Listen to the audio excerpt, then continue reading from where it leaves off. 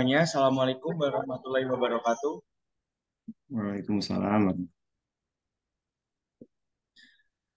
Jadi kami di sini akan mempresentasikan hasil diskusi kami mengenai materi reduksi dan oksidasi. Sebelumnya perkenalkan, nama saya Raditya Julius Eksnarsono dengan NIM 116 dan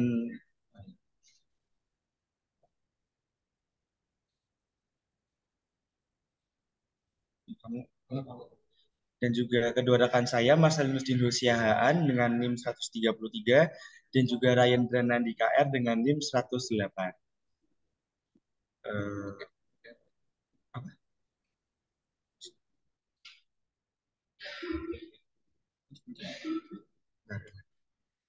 ya. Jadi di sini kami akan langsung mempresentasikan hasil diskusi kami. Sebenarnya.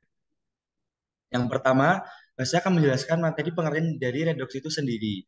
Nah, redox ini, jika kita dilihat dari pengertiannya, dibagi menjadi tiga. Ada berdasarkan oksigen, lalu elektron, dan juga bilangan oksidasi. Nah, pertama yang saya jelaskan itu adalah berdasarkan oksigen. Nah, yang berdasarkan oksigen ini, kita bisa lihat di bagian reaksi yang sebelah kiri. Di situ terlihat ada 2H2 ditambah O2 menjadi 2H2O. Nah, reaksi ini disebut reduksi. Kenapa reduksi? Karena bisa kita lihat ya dari produknya, H2 ini dia mendapatkan O. Jadi dia mendapatkan oksigen. Lalu untuk yang reaksi yang di sebelah kanan, itu bisa kita lihat 2H2O menjadi 2H2 ditambah O2. Nah, reaksi ini disebut oksidasi, yaitu kehilangan oksigen. Nah, bisa kalian lihat ya, jadi di reaktannya itu di 2H2O-nya, dia itu terpisah. Jadi menjadi H2 dan O2. Nah, otomatis kan H2 sudah tidak lagi mengikat O2 kan. Berarti dia kehilangan oksigen. Maka itu disebut oksidasi. Jadi, jika kita lihat pengertian reduksi berdasarkan oksigen, pertama, reduksi, dia mendapatkan oksigen. Yang kedua, oksidasi, dia itu kehilangan oksigen. Lalu, kita di dalam reaksi redoks ini, kita juga akan mengenal yang namanya oksidator dan juga, maaf ini harusnya reduktor ya. Nah, oksidator ini adalah penyebab oksidasi bagi atom lain. Sedangkan untuk reduktor itu adalah penyebab reduksi bagi atom lain.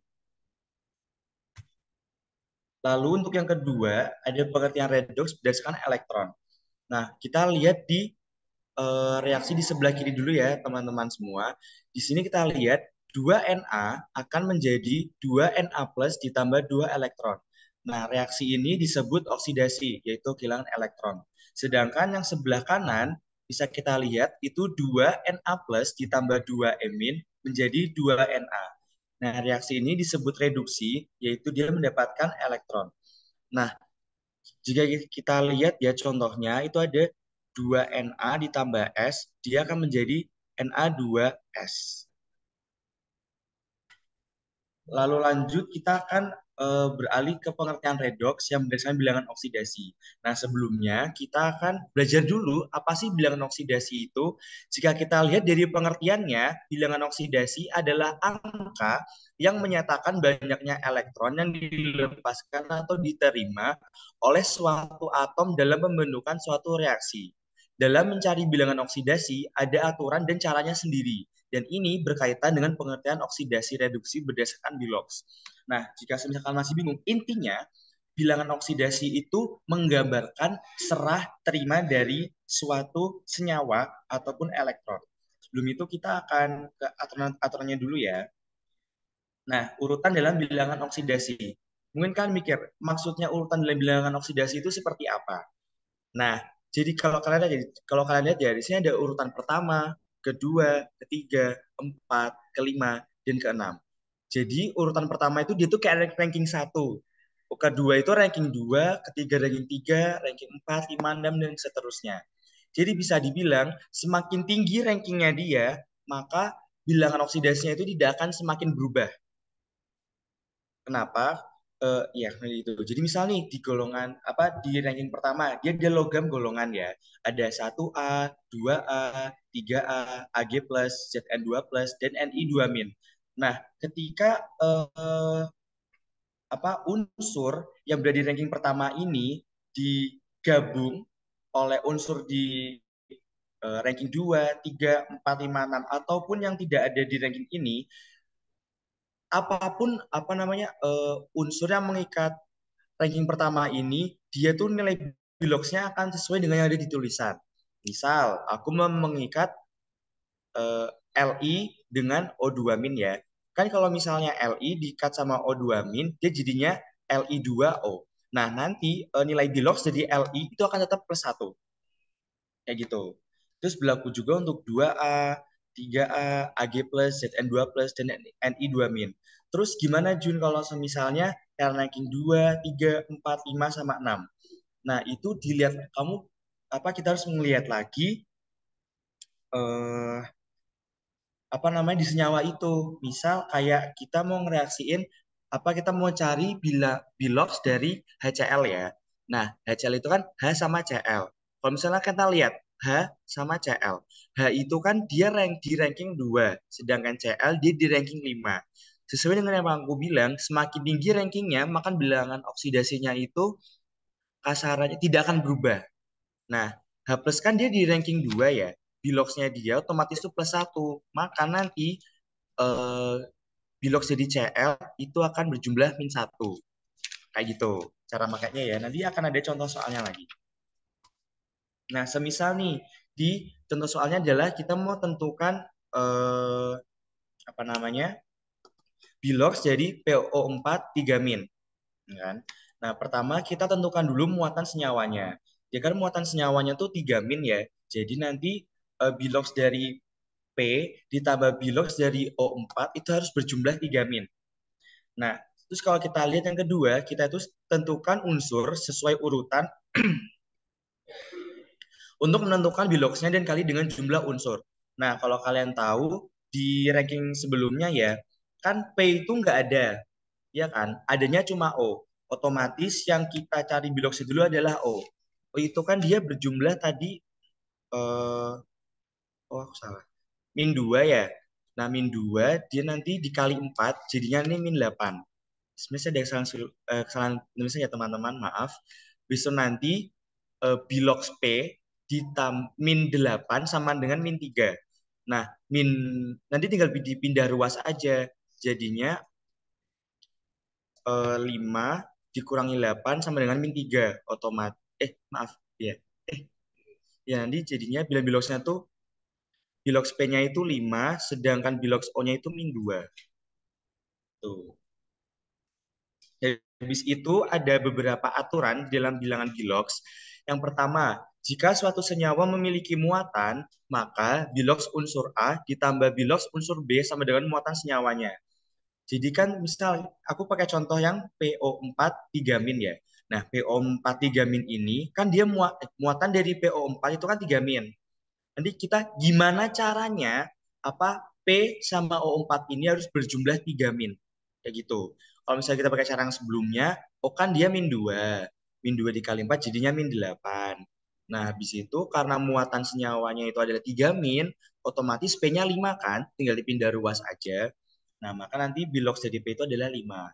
Terus yang kedua, jika suatu senyawa hanya terdiri dari satu unsur yang sama, maka bilox senyawa A sama dengan 0. Contoh Na2. Nah, Na2 di sini kan dia nggak ada muatannya ya. Muatannya tuh berupa 0. Maka bilox Na-nya itu sama dengan 0.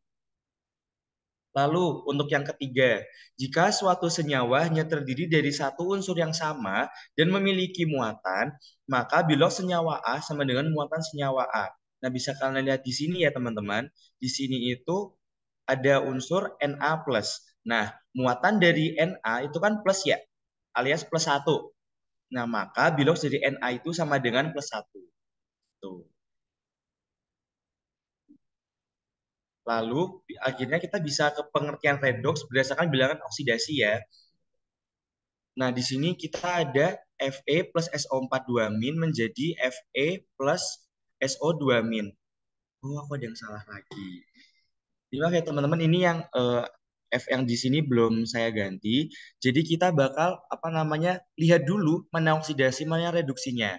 Kita lihat Fe ke Fe3+. Fe itu kan dia di sini 0 ya, sesuai urut apa namanya syarat yang tadi, jika suatu unsur tidak memiliki muatan, maka nilai biloxnya itu adalah nol. Nah, Fe kan dia nggak punya muatan ya, maka dia biloxnya nol. Terus kita lihat nih, apa namanya, Fe yang ada di produknya. Dia kan punya muatan 3 plus. Berarti biloxnya 3 kan? Nah, kalau kita lihat Fe di reaktan sama Fe di produk, kan muatannya beda, biloxnya beda. Maka dia itu disebut dengan oksidasi alias apa biloxnya itu naik. Lalu yang kedua, kita bakal lihat SO42- di reaktan dan SO2 di produk. Ya, di sini kalau kita lihat ya S sama O. Nah, O itu kan jadi nilai biloxnya kan -2 ya. Maka dia dikali 4 jadinya -8. Terus nanti dipindah ruas biar kita bisa ketemu bilox dari S. Maka dia akan ditemukan hasilnya 6. Nah, itu bilox S-nya. Terus kalau misalnya kita lihat SO2 yang di produk, yaitu O2 tetap sama, biloxnya itu nanti jadinya salah nulis, aduh salah penulisan lagi teman-teman. Jadi nanti sini jadinya -2, nanti jadinya sini -4, ya kan? Nah, terus nanti sini 4, terus nanti sini jadinya 4. Nah, dia akan mengalami reduksi. Jadi reduksi itu jika dilihat dari bilangan oksidasi, dia itu penurunan bilox. Kayak gitu. Habis itu kita akan bahas materi selanjutnya, penyetaraan persamaan reaksi redoks. Nah, adanya hukum kekekalan massa dan muatan. Jumlah atom dan muatan sebelum reaksi itu sama dengan jumlah atom dan muatan sesudah reaksi. Di penyetaraan persamaan reaksi redoks ini ada dua cara ya, yaitu bilangan oksidasi dan setengah reaksi. Kita akan bahas yang bilangan oksidasi terlebih dahulu. Nah, cara-caranya seperti apa? Yang pertama, tentukan atom yang mengalami perubahan bilox. Yang kedua, setarakan atom yang berubah biloxnya. Yang ketiga, tentukan jumlah kenaikan dan penurunan bilox. Yang keempat, setarakan jumlah kenaikan dan penurunan bilox. Yang kelima, setarakan muatan dengan menambahkan H+ pada suasana asam dan OH- pada suasana basa. Lalu yang keenam, setarakan atom hidrogen dengan menambahkan H2O. Nah, jadi kita lihat contoh soalnya ya. Di sini kita ada eh, yang kiri ini apa reaksi asam, yang kanan ini yang basa. Mari kita bedah satu-satu. Pertama yang asam dulu, itu ada MnO4- ditambah C2O42- akan menjadi CO2 ditambah Mn2+. Nah, pertama itu kita apa namanya tentukan dulu mana sih ini? Apa namanya mengalami apa reduksi mana mengalami oksidasi. Di sini kan Mn dia kan menjadi Mn2+ ya. Nah, Mn ini tuh ya dia kan oksidasi. Dia kan mengalami oksidasi. Terus yang di C2O42- dia itu akan mengalami eh, reduksi. Nah, udah kan? Setelah itu nanti kita pertama kita disamakan dulu jumlah atom yang terlibat pada reaksi redoks dengan menambahkan koefisiennya.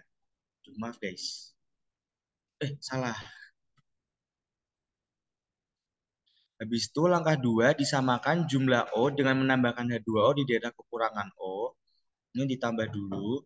Terus yang ketiga, kita itu menyamakan jumlah H dengan menambahkan H+ di ruas yang berlawanan yang kekurangan H ya. Jadi kan MnO4- sama Mn2+ kan gak ada H-nya. Nah, jadi ini ditambah 8H+. Terus langkah 4-nya disamakan muatan menggunakan penambahan elektron seruas dengan H+.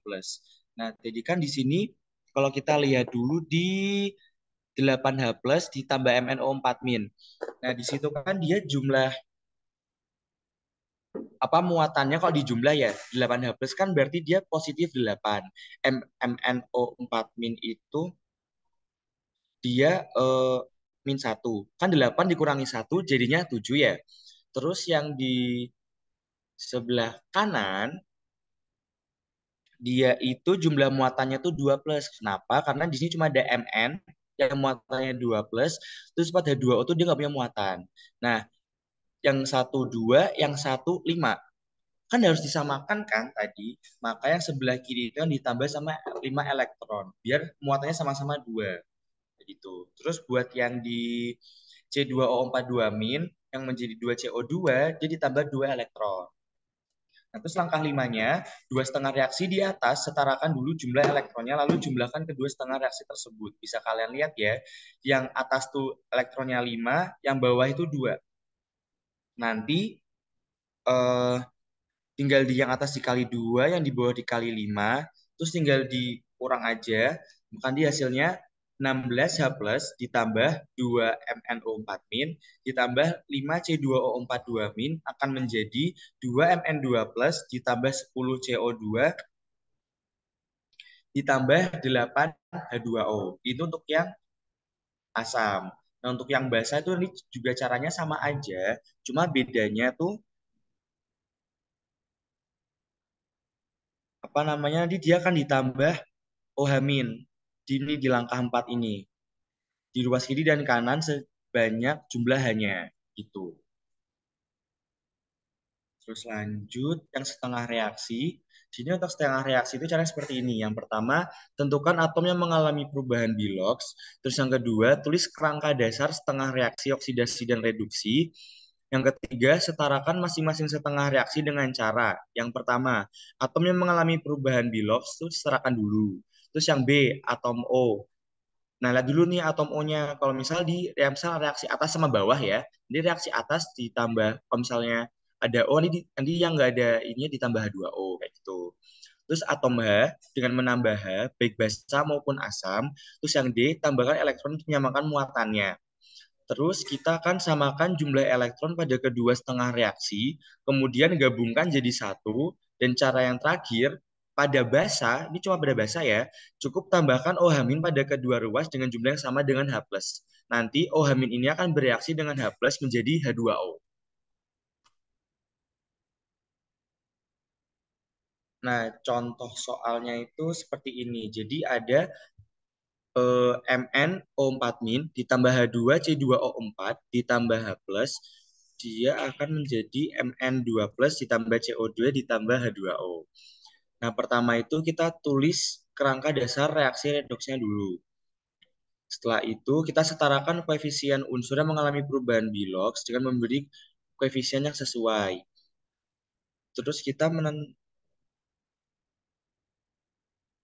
jumlah penurunan dan kenaikan Bilox masing-masing senyawa yang berubah Biloxnya. Oh shit, kembali saja ya. Habis itu kita menyamakan hasil kali penurunannya, menambahkan ion OH- sama menyetarakan atom H-nya. Nanti hasilnya adalah 4Zn ditambah NO3- ditambah 7OH- akan menjadi 4ZNO22- ditambah NH3 ditambah 2H2O. Nah, ini reaksi redoksnya sudah setara. Nah, ini adalah latihan soal ya teman-teman. Yang pertama, tentukan Bilox yang mengalami oksidasi dan reduksi, serta oksidator dan reduktor dalam reaksi berikut. Reaksinya Fe ditambah H2SO4 akan menjadi FeSO4 ditambah H2. Lalu yang soal kedua itu setarakan reaksi kimia berikut dengan cara setengah reaksi. Di sini reaksinya MnO4- ditambah C2O42- akan menjadi MnO2 ditambah CO2 dan kondisinya basah. Ditunggu ya teman-teman.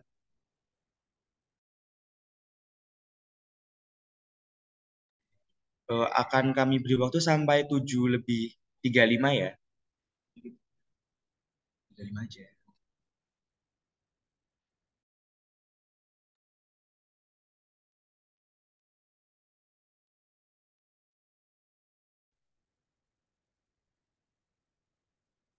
Ya, yang ingin menjawab nanti bisa pakai raise hand. Silakan.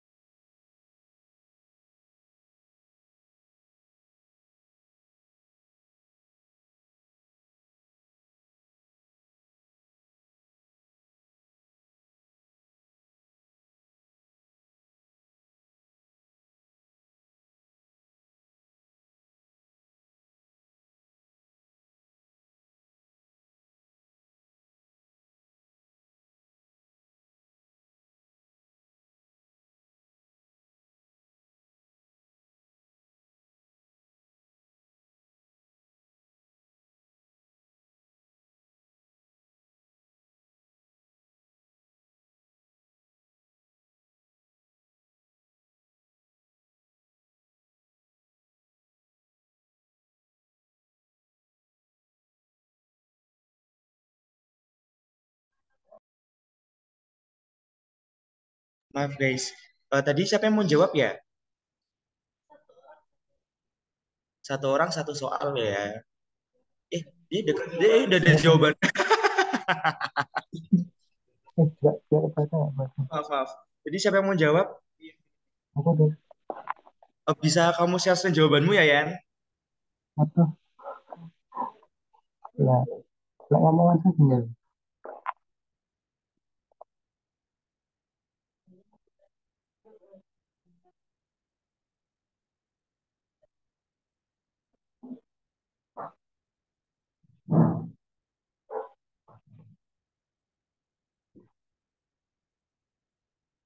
Tes masa ya tuh.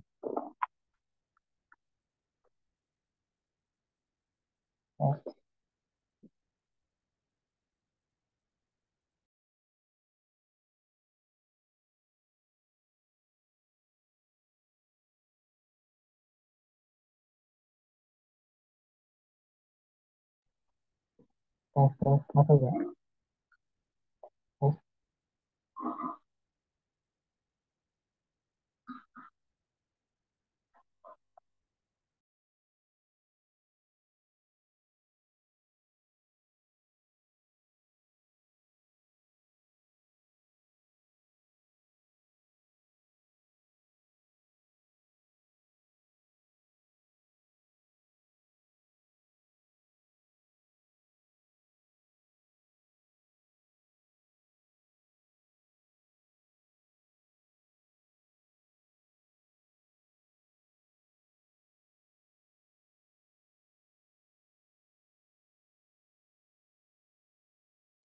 Kirim ke grup kelas saja, Yan, biar nanti di share screen sama Reva.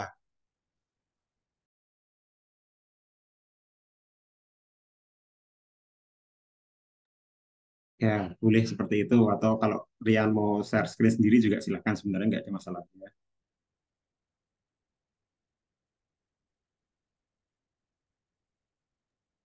bentar itu.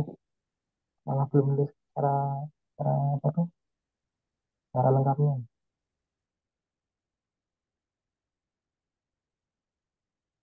Suaramu nggak jelas ya, Yan? Atau enggak kamu chat di apa Zoom aja nggak apa-apa?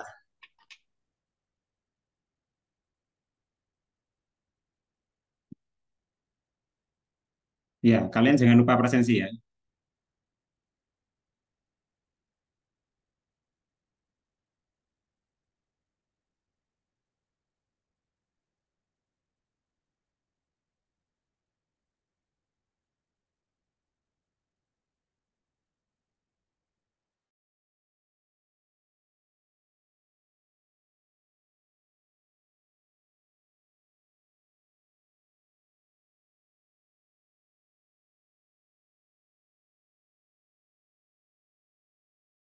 Oke, siap.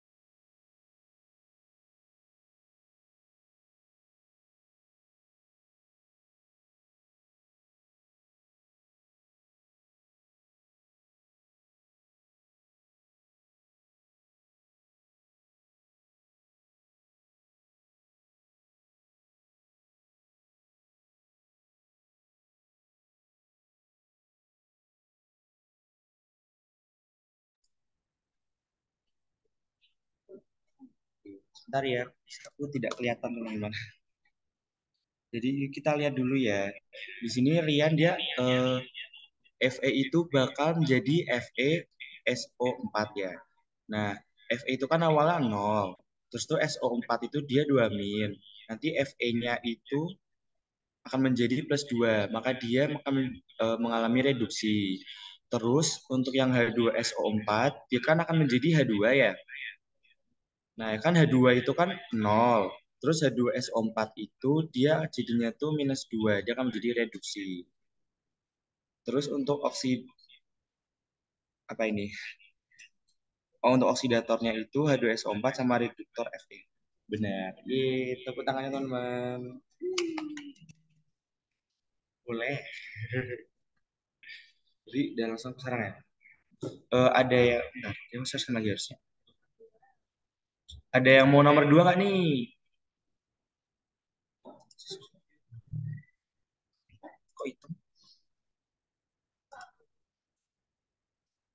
Kok hitam cuy? Oh, udah.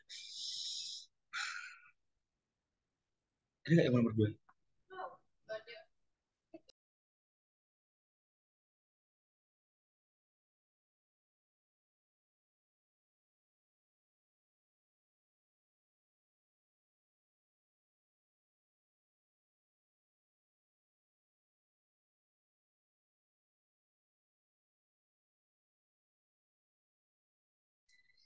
Kita tunggu sampai 7.43 ya teman-teman. Nanti kalau misalnya nggak ada, kita bakal ke materi selanjutnya.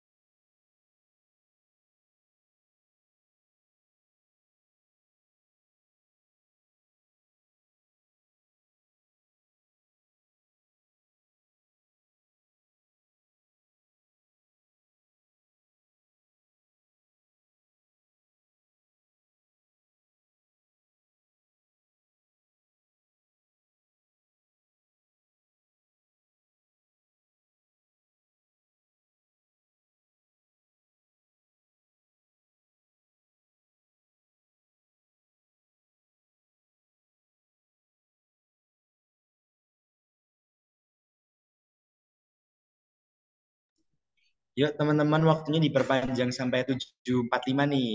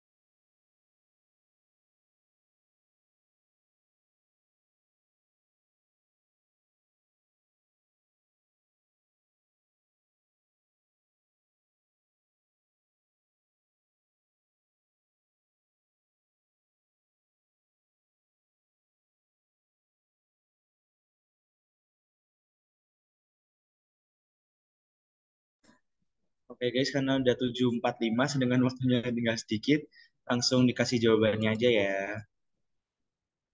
Wush. Ini ya teman-teman jawabannya. Terus untuk yang nomor 2, itu tuh jawabannya 4H2O ditambah 2MnO4- ditambah 3C2O4- akan menjadi 2MnO2 ditambah 6CO2 ditambah 8OH-. Itu. Untuk materi selanjutnya akan disampaikan oleh rekan saya yaitu Ryan.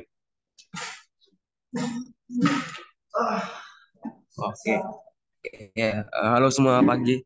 Ya di sini aku mau jelasin soal sel volta, nanti bakal ngomongin soal reaksi spontan juga. Jadi sel volta atau sel galvani ini adalah sel elektrokimia di mana ketika terjadi reaksi redoks spontan maka akan menghasilkan energi listrik.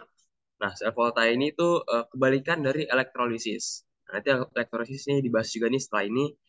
Terus persamaan sel volta biasanya ditulis dengan melakukan pemisahan reaksi oksida dan reduksi menjadi setengah reaksi untuk memudahkan penyetaraan, persamaan, keseluruhan, dan menekan agar transformasi kimia sebenarnya.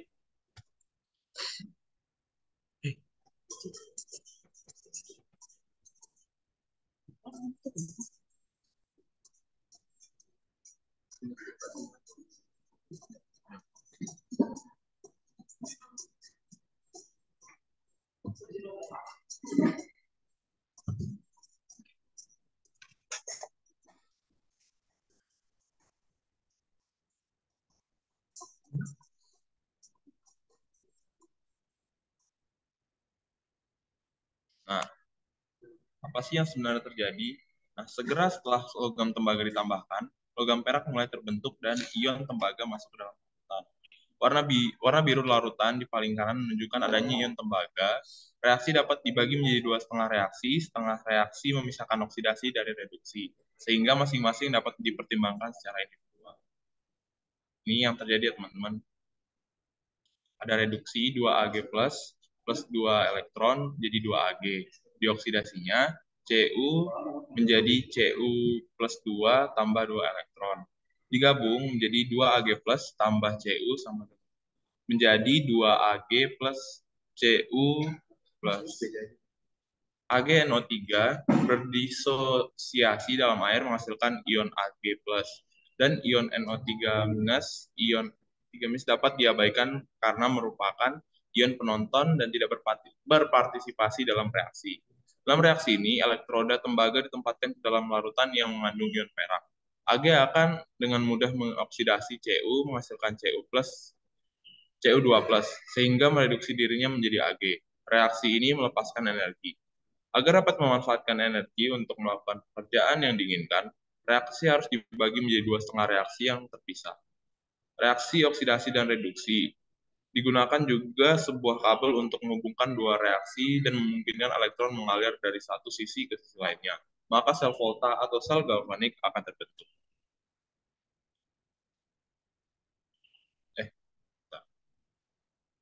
Kemudian ada fitur utama sel galvanik.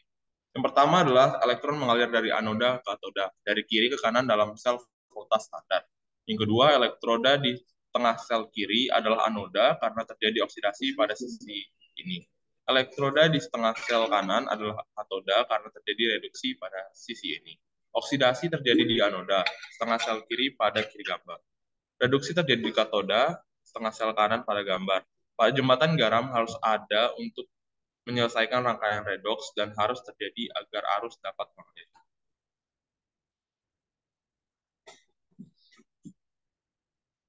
Oke, nah selanjutnya ini masuk ke deret volta ya.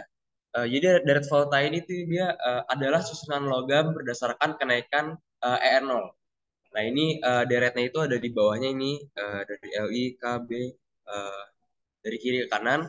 Nah ini tuh ada panah. Panahnya tuh apa sih maksudnya? Jadi uh,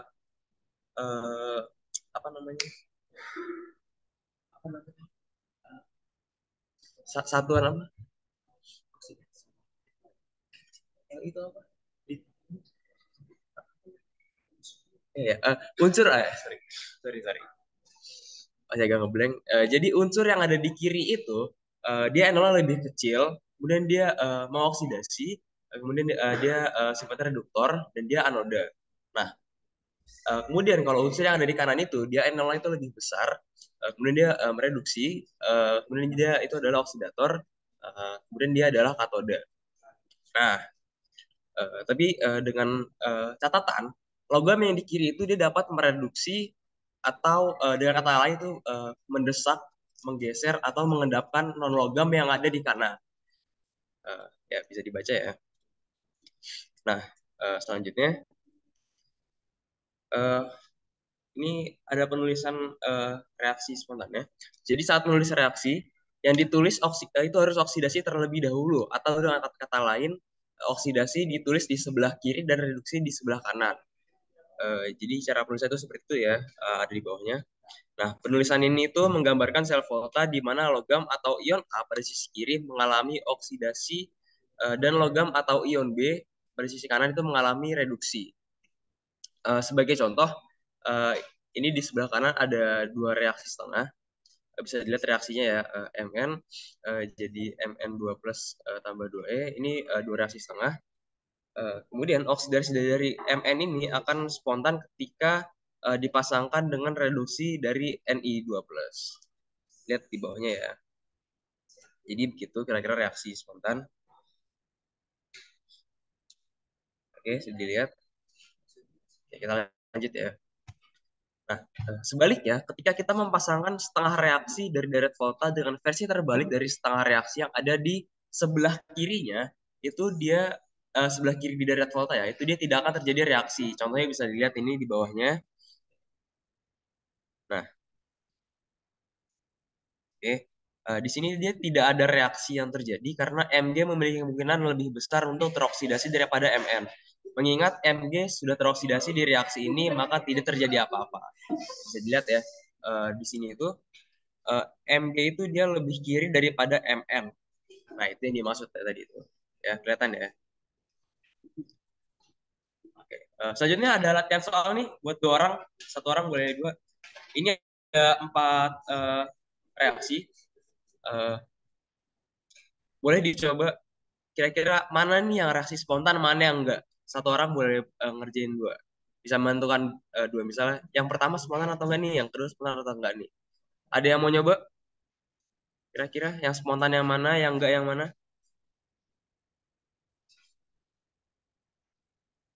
Boleh teman-teman dicoba.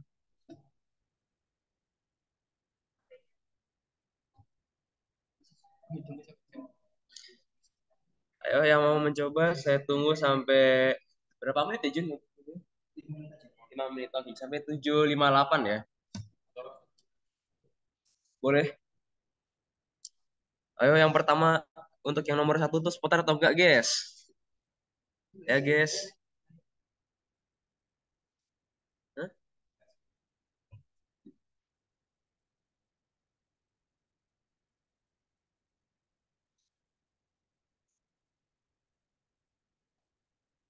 Ayo, guys. Yang pertama spontan. Satu spontan. Gimana? Yang satu spontan. Iya, betul. Ayo, yang kedua. Yang nomor 2 spontan apa enggak, guys? Spontan juga. Oh, masa iya? Nggak tahu. Salah, enggak, Cok. Yang nomor 2 enggak spontan. Sayang sekali, Rian. Salah. Yang nomor 3, guys. Spontan enggak, guys? Yang nomor 3, guys? Enggak. Tidak. Gimana? Nggak spontan. Nggak. Enggak. Siapa yang jawab tuh tadi? Betul, guys. Sifu. Oh, Sifu. Selamat, Sifu. Benar. Yang nomor 4. Ayo, nomor 4 nih. Spontan apa enggak, guys? Spontan. Nomor 4, guys. Spontan. Spontan. Uhuy, keren. Ya, benar. Nomor 4 spontan. Oke. Selanjutnya ini ada materi elektrolisis akan disampaikan kembali oleh Marcel. Dadah. Baik. Oke, kita akan masuk ke sel elektrolisis. Kita harus mengetahui dulu ya prinsip kerja elektrolisis seperti apa. Prinsip kerja sel elektrolisis sendiri merupakan sel elektrokimia yang mana energi listrik digunakan untuk menjalankan reaksi redoks itu tidak spontan. Elektrolisis dapat didefinisikan sebagai reaksi peruraian zat menggunakan arus listrik. Prinsip kerja dari sebuah sel elektrolisis adalah menghubungkan kutub negatif dari sumber arus searah dengan katoda dan kutub positif ke anoda, sehingga terjadi over potensial yang menyebabkan suatu reaksi reduksi serta oksidasi yang tidak spontan bisa berlangsung. Elektron akan mengalir dari katode ke anode. Ion-ion positif akan cenderung tertarik ke katode dan juga tereduksi. Sedangkan untuk ion-ion negatif akan cenderung tertarik ke anode dan teroksidasi. Teman-teman, ada gambarnya. Kemudian susunan sel elektrolisis. Susunan sel elektrolisis secara umum, sel elektrolisis tersusun dari yang pertama sumber listrik. Sumber arus yang digunakan adalah sumber arus searah atau DC, bisa menggunakan baterai atau aki. Kemudian elektroda. Elektroda terdiri dari anoda dan katoda. Anoda yaitu elektroda, tempat terjadinya reaksi oksidasi. Katoda yaitu elektroda, tempat terjadinya reaksi reduksi. Elektroda ada dua macam, yaitu inert yang sangat sukar bereaksi, dan non-inert yang bereaksi. Elektroda inert meliputi karbon atau C, emas atau Au, dan platina atau PT. Elektroda inert tidak akan ikut teroksidasi di anode.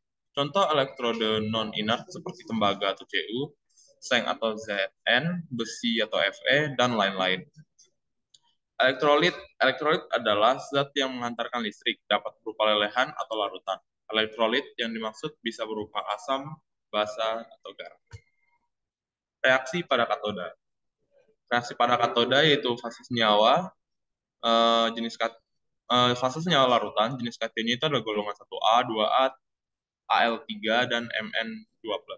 Yang mengalami reduksi adalah air, dan reaksi pada katodanya 2H2O plus 2 elektron menjadi 2OH- yang menjadi 2OH- tambah H2. Terus pada fase senyawa yang selain dari golongan 1A, 2A, Al3, dan Mn2+,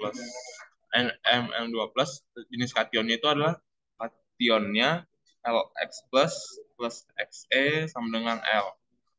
Terus pada fase senyawa hidrogen atau H-, jenis kationnya adalah kationnya 2H plus 2 elektron menjadi H2. Pada fase senyawa lelehan, jenis kationnya tidak ada, yang mengalami reduksi adalah kationnya, reaksi pada katodanya Lx plus Xe menjadi L. Dan reaksi pada anoda, jenis elektrodanya ada inert, itu C, PT, dan Au. Jenis anionnya itu golongan 7A, yang mengalami oksidasi adalah anionnya. Reaksi pada anoda, 2X- menjadi 2X2 plus 2 elektron. Pada OH-, jenis elektroda OH-, anion yang jenis kationnya anionnya, yang mengalami oksidasi 4OH- menjadi 2H2O plus O2 plus 4 elektron. Jenis elektroda yang sisa asam oksidasi, molekul jenis anionnya molekul air yang mengalami oksidasi 2H2O plus 4H plus O2 plus 4 elektron. Jenis elektroda yang non-inert selain daripada C, PT, dan Au, yang mengalami oksidasi adalah elektrodanya. Reaksi pada anodanya L menjadi Lx plus Xe.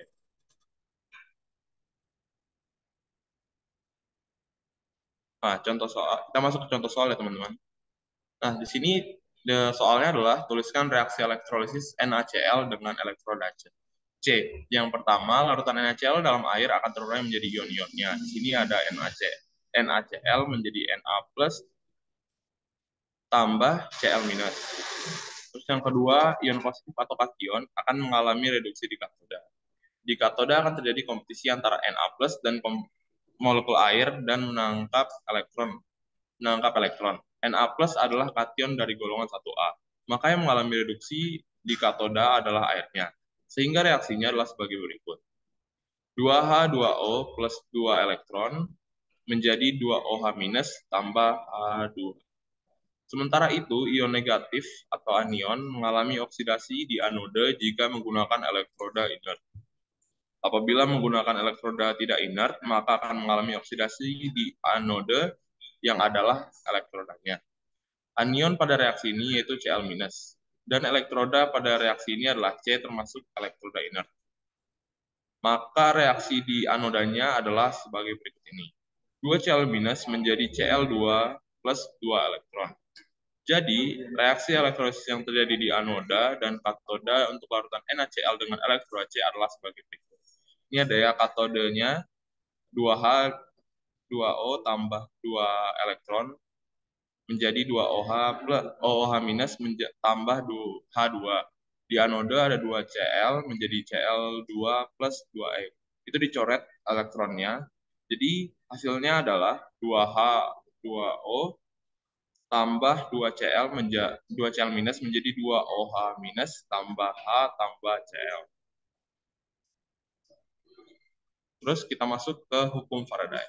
Sejarah hukum Faraday. Penemuan hukum Faraday bermula pada saat Michael Faraday berhasil menemukan pengaruh elektromagnetik pada tahun 1831.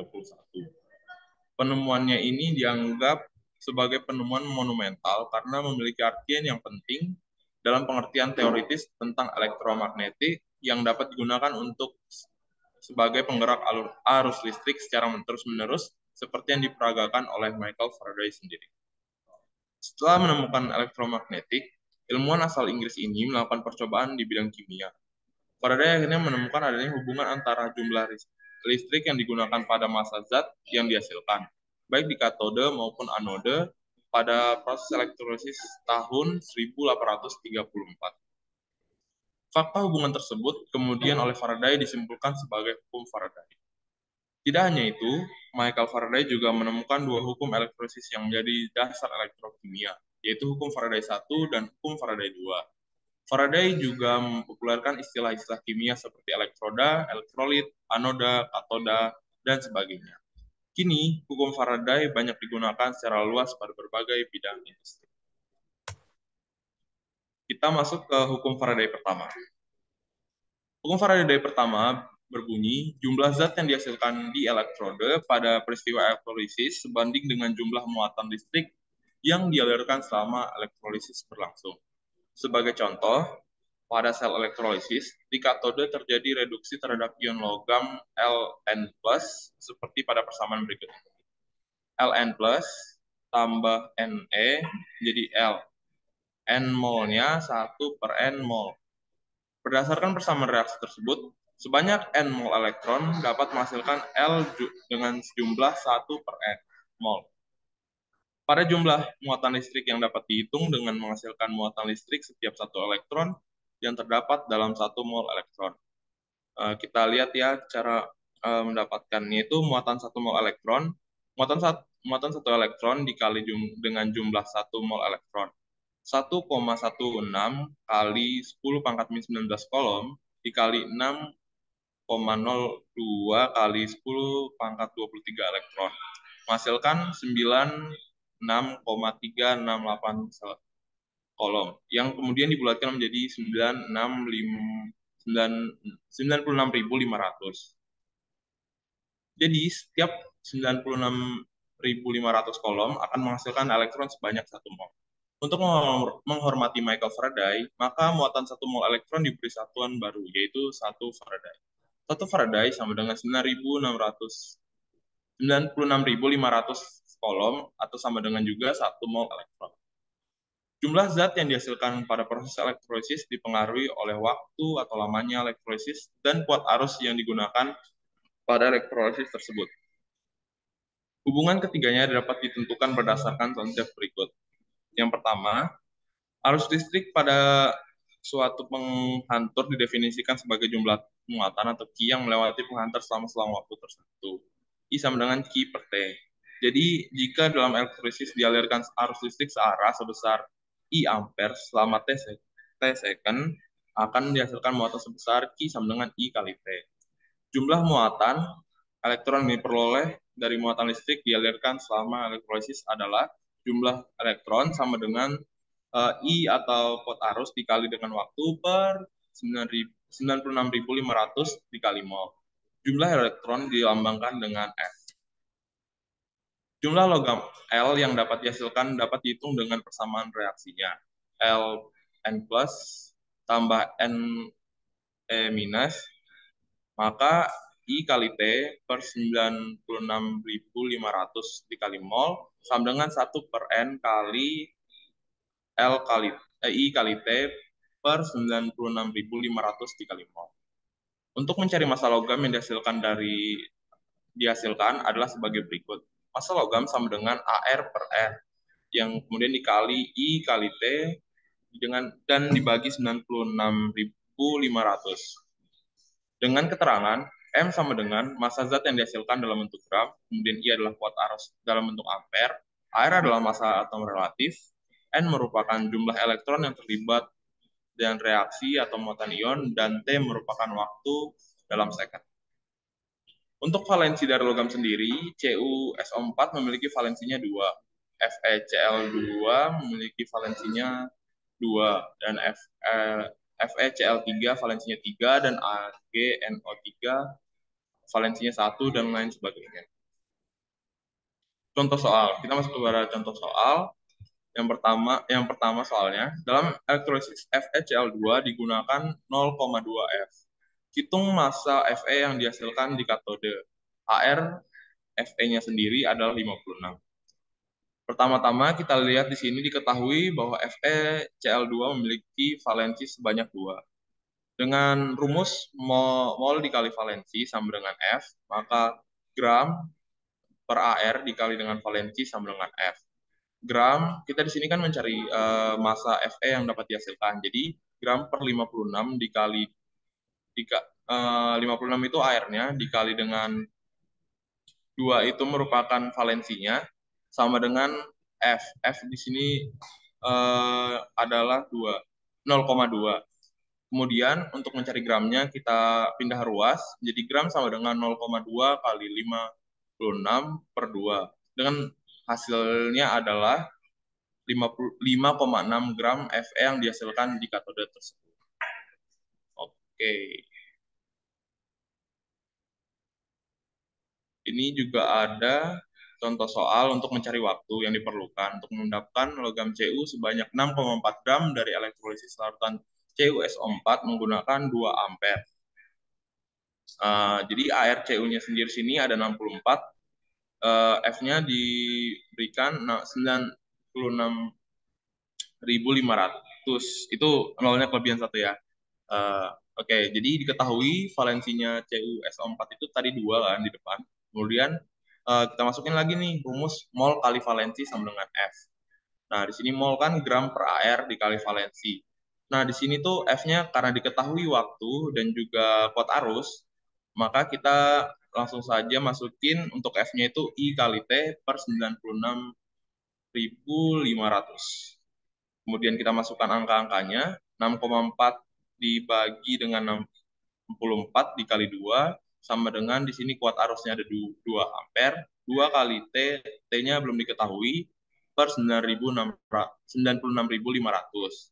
Terus kita dapat 0,1 kali 96.500 sama dengan T. Maka T-nya adalah 9.650 detik. Jadi seperti itu teman-teman. Kita kemudian masuk ke soal latihan. Teman-teman yang mau jawab boleh raise hand ya, atau boleh ngechat. Terus nanti boleh dikirim jawabannya di grup. Oke, terima kasih. Ya, jawaban boleh dikirim di grup atau boleh juga fotonya dikirim di chat Zoom ini. Kan nanti kalau di chat Zoom ini fotonya bisa ditampilkan juga gitu ya. Ya, Pak. Oke, silakan yang mana yang mau di ini ya.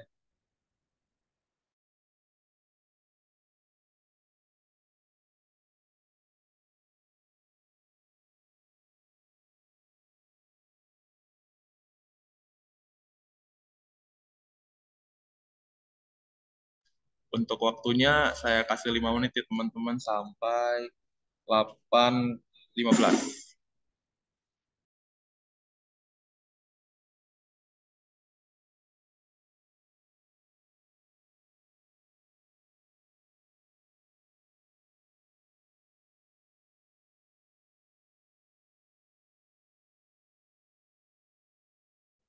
Aulia mau jawab?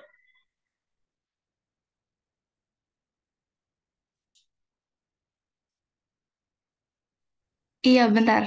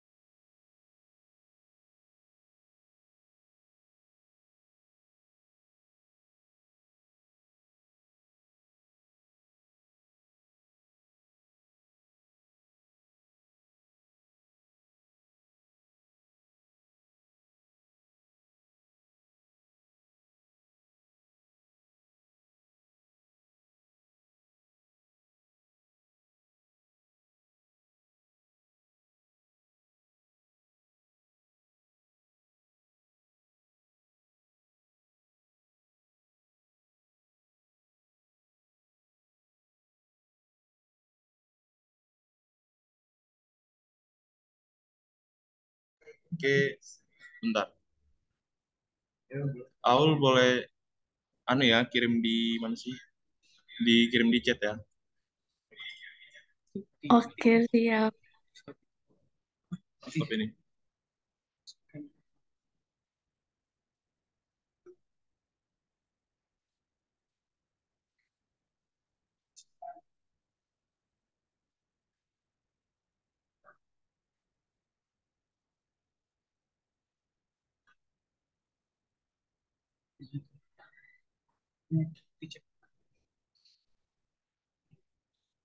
Oke, hasilnya 953 second.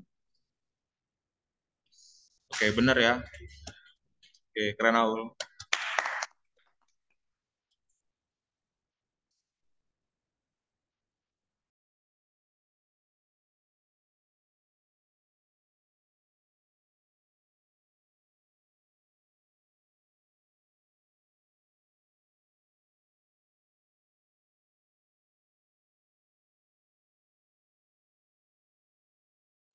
Oke, ini sebenarnya ada salah kesalahan teknis. Jadi yang udah dikasih Aul itu udah benar. Eh, yang pertama kan kita cari dulu gram per airnya atau molnya kan. Terus dikali dengan N atau di sini valensinya sama dengan 1. Kemudian karena di sini mencari waktu, jadi I kali T per 96.500. Kemudian eh, kita masukkan di sini 3,2 per 108 dikali 1 sama dengan 3,2 per 108 dikali 1 sama dengan 3 kali waktu per 96.500. Maka hasilnya tadi 3,2 dibagi 108 itu 0,296 sama dengan 3T per 96.500. Maka T-nya sama dengan 953 second. Oke. Kita next. Kita masuk ke hukum Faraday yang kedua. Hukum Faraday kedua berbunyi, massa zat yang dihasilkan pada suatu elektrode selama elektrolisis atau G berbanding lurus dengan massa ekivalen zat tersebut. Massa ekivalen zat adalah massa zat dengan jumlah mol setara dengan stoikiometri dengan jumlah 1 mol elektron. Massa ekivalen dari suatu unsur sama dengan massa atom relatif atau AR dari unsur tersebut dibagi dengan perubahan bilangan oksidasi atau bilox yang dialami dalam reaksi elektrolisis. M ekivalen sama dengan AR per perubahan bilox. Berdasarkan konsep stoikiometri, dasar mengenai hubungan massa, jumlah mol, dan massa molar adalah sebagai berikut. G sama dengan I kali T per F dikali M ekivalen, kemudian G juga sama dengan jumlah mol dikali dengan ml, kemudian G sama dengan Q per F dikali MEK. Di sini M atau G adalah massa zat yang dihasilkan dalam gram. Kemudian Q adalah muatan listrik dalam kolom, I adalah kuat arus listrik dalam bentuk ampere, T adalah waktu dalam bentuk second, dan M ekivalen adalah massa ekivalen zat dalam gram per mol. Kemudian F adalah konstanta Faraday, yaitu 96.500. Kemudian, jika ke dalam beberapa larutan yang berisi ion logam dialirkan muatan listrik yang jumlahnya sama, massa logam yang mengendap berbanding lurus dengan massa ekuivalennya. Massa ekuivalen suatu ion logam merupakan perbandingan massa atom relatif dengan muatan ionnya. Dalam sini tuh AR per N. Jadi, jika dalam larutan Ag+, Cu2+, dan Cr3+, dialirkan muatan listrik dengan jumlah yang sama, massa yang diendapkan adalah sebagai berikut. Massa Ag banding massa Cu banding massa Cr adalah air Ag banding 1 dibagi berbanding dengan AR Cu per 2 dibanding dengan AR Cr per 3. Kemudian yang korosi dan karat akan dijelaskan oleh teman saya.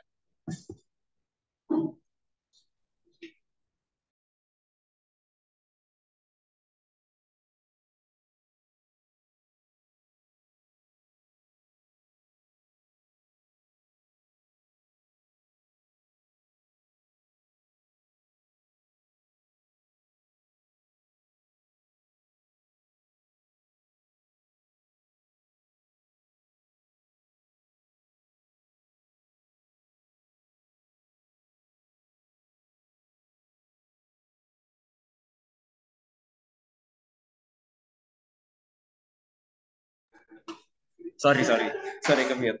Oke, ulang ya. Jadi di sini ya kita akan membahas korosi atau karat ya. Jadi korosi atau karat ini adalah oksidasi dari logam. Nah, logam yang paling sering terjadi karat itu adalah besi spesifiknya ya. Jadi paling umum itu terjadi karat, karat itu di besi. Karat adalah reaksi redoks di mana besi mengalami oksidasi dan oksigennya mengalami reduksi. Ya, reaksinya ada di bawah ini ya. Nah, jadi untuk terjadi karat itu dibutuhkan oksigen dan H2O atau air. Nah, besi hidroksida atau FeOH2 yang terbentuk dalam reaksi keseluruhan mengalami beberapa reaksi tambahan untuk membentuk Fe2O3. Nah, Fe2O3 ini zat oranye yang kita kenal sebagai karat. Kalau di karat tuh besi ada kayak oren-orennya gitu. Nah, itu zat oranye ya yang terbentuk setelah ada beberapa reaksi tambahan. Lanjutnya. Oh ini, oke. Nah, selain besi, logam apa sih yang bisa berkarat? Nah, sebenarnya sebagian besar logam itu dia bisa berkarat ya. Contohnya tuh kayak ada tembaga dan aluminium deh. Nah, mereka ini juga bisa oksidasi. Namun, oksida tembaga dan aluminium tidak mengelumas seperti oksida besi. Kan kalau besi karat itu lama-lama dia kayak keropos-keropos gitu kan. Nah, tembaga sama aluminium nih enggak. Nah, ketika aluminium mengalami oksidasi, oksida aluminium sebenarnya membentuk lapisan transparan yang kuat pada logam yang mendasarnya. Nah, terus gimana cara mencegah karat? Yang paling jelas itu adalah dengan menjaga besi tetap kering. Karena kan tadi itu untuk terjadi korosi itu dibutuhkan H2O atau air kan. Nah, ketika kita menjaga besi itu tetap kering, maka reaksi redoks tidak dapat terjadi. Nah, selanjutnya karat ini juga dapat dicegah dengan menempatkan anoda pengorbanan ya dalam kontak listrik dengan besi. Anoda pengorbanan ini harus terbuat dari logam yang berada di kiri besi dalam deret volta. Berarti kalau kayak yang tadi tuh deret volta dia ada di sebelah kirinya logam utamanya. Anoda pengorbanan ini mengalami oksidasi sebagai pengganti besi melindungi besi dari oksidasi. Jadi kayak apa ya? Kayak dikorbanin gitulah besi lapisannya ini. Jadi ya dia sebagai ini sebagai lapisan yang dikorbanin untuk dikaratkan dari besi aslinya. Kira-kira begitu. Oke, selesai materinya. Udah selesai ya. Lanjutkan oleh RJ deh guys. Oke teman-teman, karena materinya sudah selesai apa? Ada yang ingin ditanyakan atau materi yang ingin diulang? Silakan tinggal di chat aja ya. Chat atau raise hand boleh? Iya.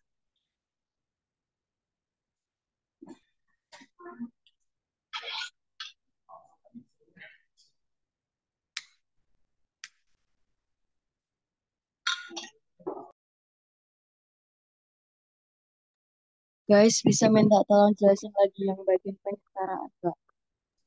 Yang mana? Bagian penyertaraan.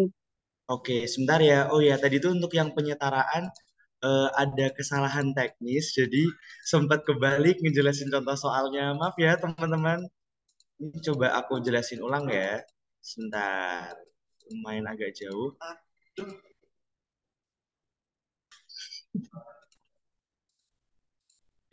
Sebentar. Kita cari lagi.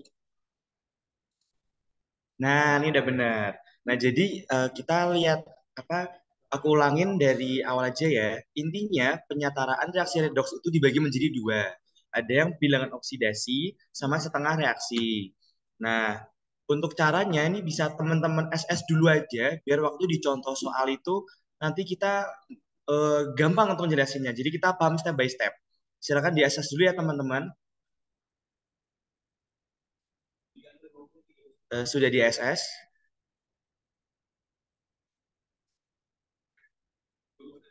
Oke. Oke, udah ya, lanjut. Untuk caranya aku jelasin lagi. Yang pertama, kita tuh tentukan dulu atom yang mengalami perubahan di LOX. Yang kedua, kita setarakan dulu atom yang berubah biloxnya. Yang ketiga, tentukan jumlah kenaikan dan penurunan bilox. Terus yang keempat, setarakan jumlah kenaikan dan penurunan bilox. Yang kelima, setarakan muatan dengan menambahkan H+ pada suasana asam dan OH- pada suasana basa. Lalu yang terakhir, kita setarakan atom hidrogen dengan menambahkan H2O. Nah, terus kita akan lihat di contoh soalnya ya. Ini lanjut, pertama itu kita punya reaksi MnO4- ditambah H2C2O4 ditambah H+ akan menjadi Mn2+ ditambah CO2 plus H2O. Nah, kita tulis dulu kerangka reaksi redoksnya seperti apa. Sehabis itu, kita itu tulis bilox masing-masing yang emang biasanya berubah. Misal tuh ada MnO4-. Nah, O4 kan tadi biloxnya -2 ya. Nah, kalau dikali 4 kan jadinya -8. Sedangkan muatan dari MnO4- itu adalah -1. Berarti tinggal dipindah ruas aja. Nanti jadinya bilox Mn dikurangi -8 sama dengan -1. Berarti biloxnya Mn sama dengan +7. Berlaku juga untuk H2C2O4, Mn2+, sama CO2. Nanti jadinya bilox C di H2C2O4 itu jadinya +3. Bilox di Mn2+ jadinya +2. Lalu bilox di CO2 itu adalah +4. Setelah itu kita akan menentukan jumlah penurunan dan kenaikan bilox masing-masing senyawa yang berubah biloxnya. Nah, kan MnO4- itu kan akan menjadi Mn2+ ya. Kita lihat tuh Mn di MnO4- sama Mn di Mn2+. Awalnya tuh +7 jadi +2. Otomatis turun kan? Dia turun 5 poin. Nah, berarti dia mengalami reduksi. Terus untuk yang C di H2C2O4 dan C pada 2CO2 itu kan dia naiknya itu kan dia naik dia naiknya 1. Ini kayak kesalahan lagi deh. Itu intinya dia jadi oksidasi. Nah, setelah itu kita akan menyamakan hasil kali penurunan dan kenaikan biloxnya dengan memberikan hasil kali penyesuaian tersebut menjadi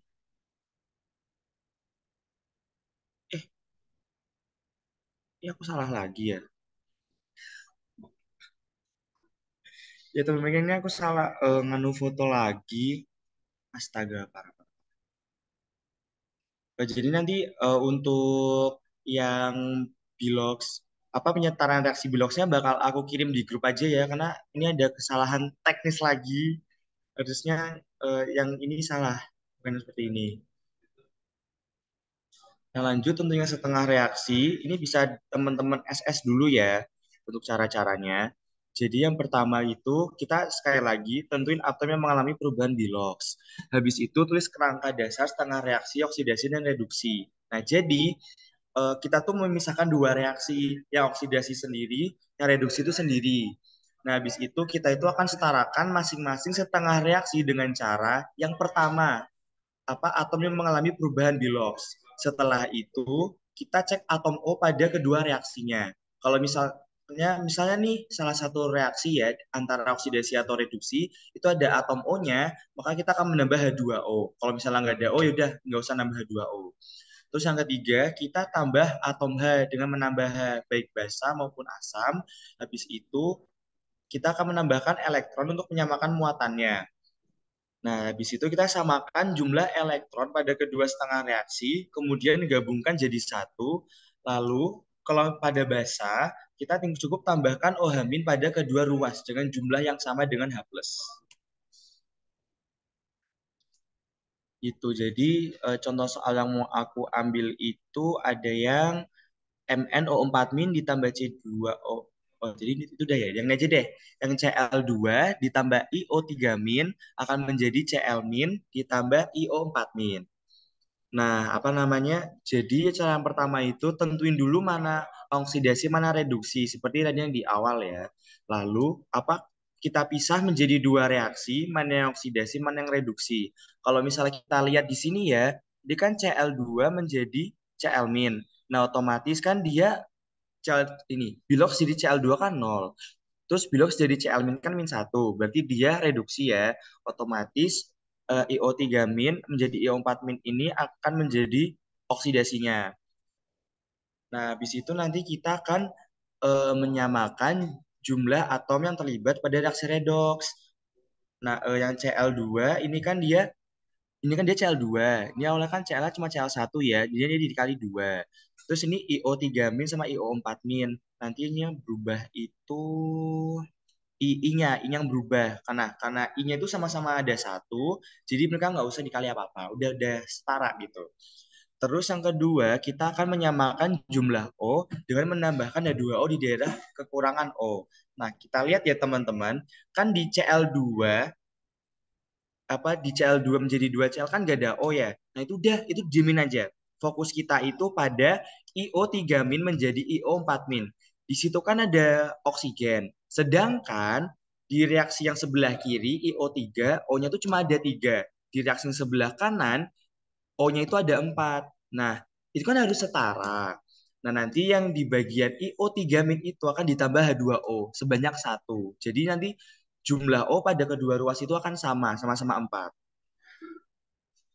Nah, terus oke, yang selanjutnya kita akan menyamakan jumlahannya dengan menambahkan H+ di ruas yang berlawanan. Cukup yang ada hanya aja. Nah, kan yang tadi Cl2 sama 2Cl kan udah nggak ada O, nggak ada H. Itu udah biarin aja. Nah, yang ada hanya itu kan cuma di reaksi yang bawah. Yang H2O ditambah IO3- menjadi IO4-. Di situ kan hanya ada 2 ya di sebelah kiri ya. Maka nanti yang reaksi sebelah kanan di IO4- itu akan ditambah 2H+. Habis itu kita akan menambahkan OH- di ruas kiri dan kanan sebanyak jumlahannya. Nah, jadi jumlah H di H2O itu kan ada 2, maka dia akan menambah 2 OH-. Habis itu jumlah H di ruas kanan itu juga ada 2 kan sebelumnya 2H+, maka dia akan ditambah 2 OH-. Tuh. Habis itu langkah selanjutnya kita akan menyamakan muatan menggunakan penambahan elektron seruas, ya kan? Nah, jadi itu yang Cl2 menjadi 2Cl, Cl- itu tuh yang reaksi sebelah kanan dia muatannya tuh 2-, sedangkan yang sebelah kiri tuh dia 0. Maka dia akan ditambah 2 elektron biar muatannya setara. Habis itu untuk yang bawah dia itu muatan yang kiri ya, itu tuh ada 3-, itu kan 2 OH- tuh. Jadi dia 2 terus IO3- -1. -2 -1 jadinya -3 ya, teman-teman. Habis itu dengan yang sebelah kanan dia kan muatannya kan cuma ada di IO4- ya, cuma ada -1. Nah, kita akan menambah 2 elektron biar menjadi -3, sama-sama ada -3. Jadi di reaksi kiri maupun kanan dia akan menjadi -3. Nah, setelah itu kita akan setarakan jumlah elektronnya, lalu jumlahkan 2,5 reaksi tersebut. Nah, karena udah sama, langsung dijumlahin aja ya. Maksudnya langsung diilang-ilangin. Maka nanti reaksinya adalah 2 OH- ditambah Cl2 ditambah IO3- akan menjadi 2 Cl- ditambah IO4- ditambah H2O. Itu hasil akhirnya, teman-teman. Apakah ada yang ingin bertanya?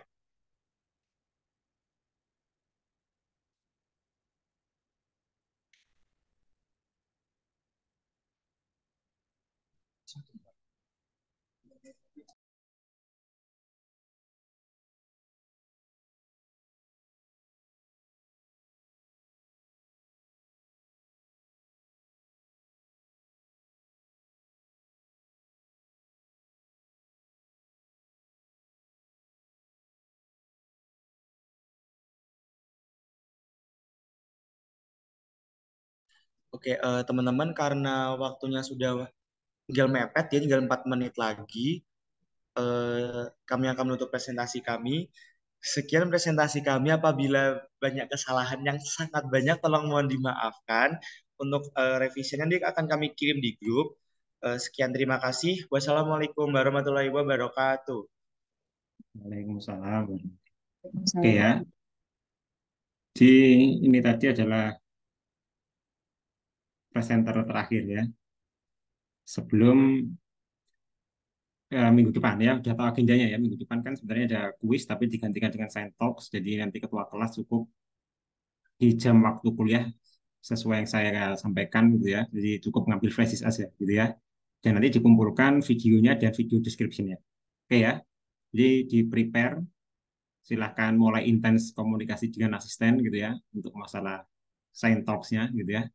dan juga di prepare masalah minggu ke-15. Jadi 2 minggu ke depan mungkin cukup presensi aja, jangan lupa gitu ya. Karena kan mungkin kalau kalian sudah mengumpulkan duluan videonya ke flash disk atau ke ini ke Herjun misalnya, jadi mungkin nggak perlu masuk juga nggak apa-apa gitu ya. Tapi yang penting sudah dikompilasi gitu ya. Karena waktu pengumpulannya cuma jam 7 sampai jam setengah 9 gitu ya.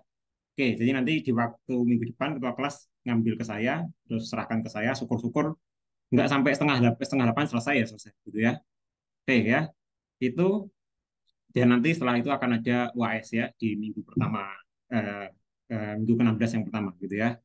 Oke, jadi tinggal 3 pertemuan, tapi kita mungkin nggak ketemu secara ini ya, fisik luring di kelas gitu ya, kecuali nanti mungkin di minggu ke-15 pada waktu expander gitu ya. Nanti untuk expander sessionnya akan saya umumkan kalau ada perubahan waktu atau yang lainnya gitu ya. Jadi di grup stay aja di grup, jadi jangan ini ikuti aja. Jadi nggak perlu termakan berita hoax macam-macam gitu ya. Ya karena kemarin juga rasanya banyak yang ngechat saya tanya apapun gitu ya. Ya saya juga merasa dapat dari mana ini kabarnya gitu ya. Oke, nanti setelah ini di grup kalian akan ada case dari saya. Jadi silahkan dikerjakan, deadline-nya ada. Jadi case ini sifatnya untuk satu kelas, jadi bukan hanya untuk tim presenter, ASIS, ataupun participants, tapi sifatnya untuk kelas. Jadi ini mungkin sudah saya kirim, nanti bisa dibaca. Mungkin sudah terkirim, belum? Ya, jadi saya tunggu hasilnya seperti apa. Jadi semoga bisa memahami dengan baik apa sih yang dimaksud di tugasnya gitu ya, apa yang diminta gitu ya. Di semoga ini bisa kalian eksekusi dengan bagus gitu ya. Oke, ada yang mau ditanyakan?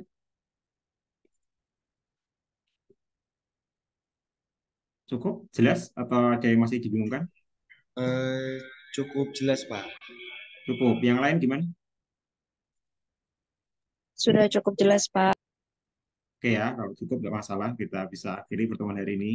Jadi saya berharap semua tugasnya bisa dimaksimalkan karena ya nilai kalian kan tinggal ini ya, Science Talks, ya expander minggu depan, dan UAS gitu ya. Jadi tinggal sama ini ya, satu lagi book chapter ya. Tinggal hanya itu, memastikan atau memaksimalkan komponen-komponen itu aja. Gitu ya.